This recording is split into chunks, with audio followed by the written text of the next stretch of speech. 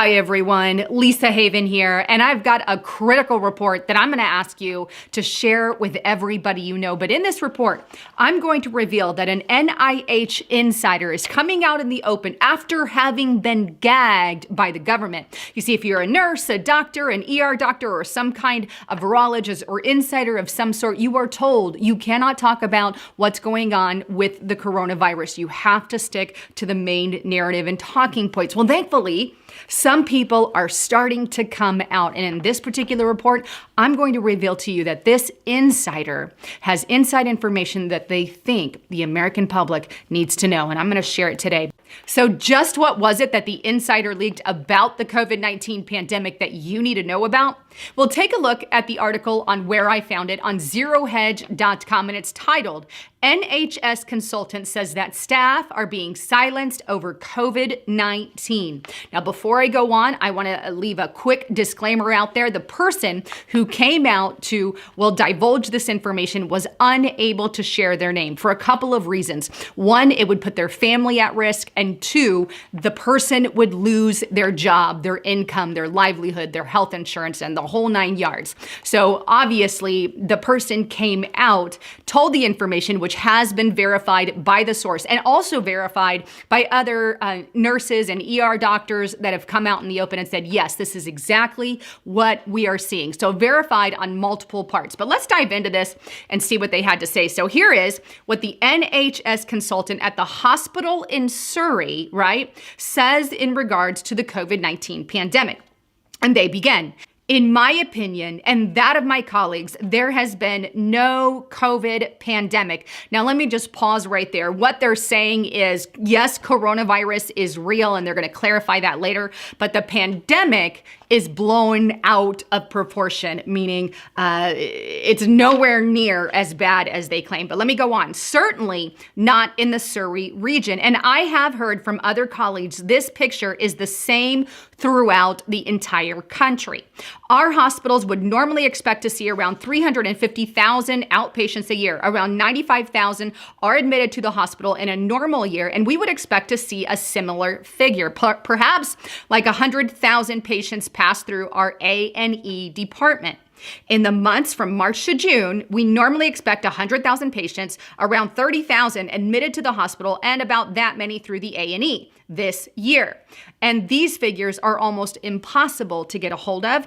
We are over 95% down on all of those numbers. In effect, the hospital has been pretty much empty for the entire period. At the start, staff that questioned this were told that they were being used as redundant capacity, kept back for the deluge we were told would come. It never did come. And when staff began to question this, comments like, for the greater good and to protect the NHS, came down from above. In other words, they were telling them, this is what you say. Now, it's just along the lines of shut up, or you don't get paid. And I'm going to pause right there. Basically, and this is happening out of another country, but it's very, very important and critical to what's happening in the US, because I have heard multiple stories from people who have emailed me personally saying they can't share their name, they can't share their information, but this is going on in our hospital, yada, yada.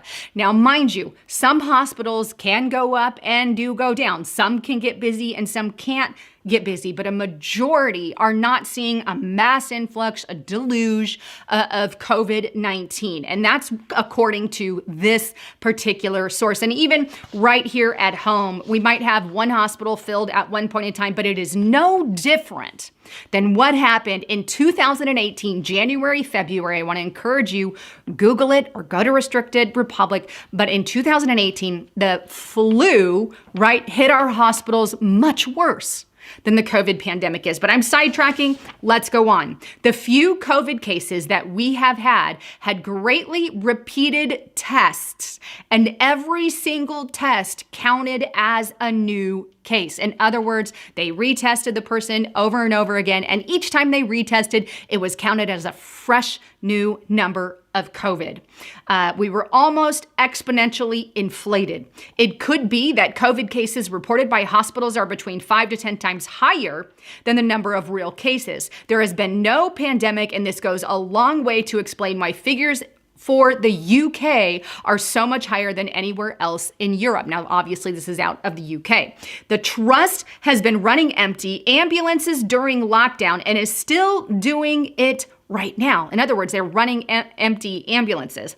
By this, I mean ambulances are driving around with their emergency alert system active with no job to go to. They believe that this gives the impression to the public that there is more demand for ambulances than there actually is. Staff only wear coverings on their face and social distance when the public is facing them. As soon as they're out of the public view, the mask comes off and the distance is not observed.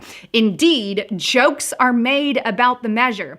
And I have heard staff express amazement that despite warnings on the packet, talking about the mask packet at the point of sale, telling people that masks are totally ineffective and even dangerous if worn for long periods of time, the public still buys them because the politician told them to do it. These are jokes in some of the medical facilities. And you know what? Jokes on the people.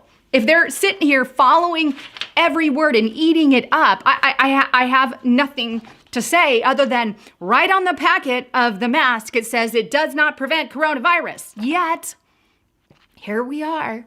Here we are. Fear is a powerful tool. And again, I want to make this clear. This is not going to be every hospital under the sun, but I think it paints a good picture of a lot of the hospitals around the country. You're going to have ones that are busy from time to time. Obviously, hospitals can get overwhelmed, and they do, even in a regular flu season, right? But let's go on. We have canceled the vast majority of operations of these, and all elective surgeries has been canceled, something that we did in the beginning of our pandemic. I believe most of that is open now, but I know that we could go back to that, which is very problemsome because people don't need to wait to get some of these very critical surgeries. But I'm going to skip down a little bit. Regarding the death certificate, all staff that are responsible for this have been encouraged, where possible, to put COVID complications as the reason for death, even though the patient may have been asymptomatic and also may not have even tested for COVID. We know this is happening in the USA. I've revealed that a lot. I feel this simply amounts to fraudulently completed death certificates and has been responsible to grossly inflating the numbers of the COVID death. And now it's both death and actual numbers. The fact is that regardless of what you actually die of in a hospital, it is likely that COVID will be featured on your death certificate. That's huge. And also verified, if you go to the CDC, that you can assume a death. If you have one of the symptoms, then you're automatically tested, and the list goes on. But remember, COVID-19 itself cannot kill. What kills is the complications from the virus, typically pneumonia-like symptoms. And these complications are in reality incredibly rare, but have been featured, and a large amount of death certificates issued in recent months. As long as COVID appears on the death certificate, the death is counted as COVID, and it doesn't matter if it's first category, second, third, fourth, or whatever. I genuinely believe that many death certificates, especially among the older 65 and older demographic, have been fraudulently completed so as to be counted as COVID deaths, when in reality, COVID complications did not cause the death. Somebody already on their deathbed due to cancer, or already on their deathbed due to heart issues, and they test them for COVID. Well, now you're added to the COVID count, when in reality, the main thing that killed him was the actual heart issue or the cancer issue. But in the end, he basically goes on a little bit to say why he's sharing it and his remorse. And he concludes with this statement: politicians have not changed. The country has just made the fatal mistake and started trusting them without question. So in other words, we're not even questioning these people who are providing the data. We're getting silenced and censored for giving the information out. There's a big problem with that. when there's gag orders on people and you can't talk about the reality of what's really going on, and people have to put their lives at risk to get information out. Want to know something else? I shared this a little bit earlier this week or a couple weeks ago, but I think it's important. Over at the cdc.gov, they actually are saying that it's possible, right? As long as more deaths don't come in, that this pandemic, this epidemic can no longer classify, at least for now, it could reclassify, right? But it can no longer be classified as an epidemic because it doesn't meet the threshold. Here it is on the CDC under mortality. Based on death certificate data, the percentage of deaths attributed to pneumonia, influenza, or COVID decreased from 6.9 during week 26 to 5.5 during week 27, representing the 11th week of declining percentage of deaths due to PIC.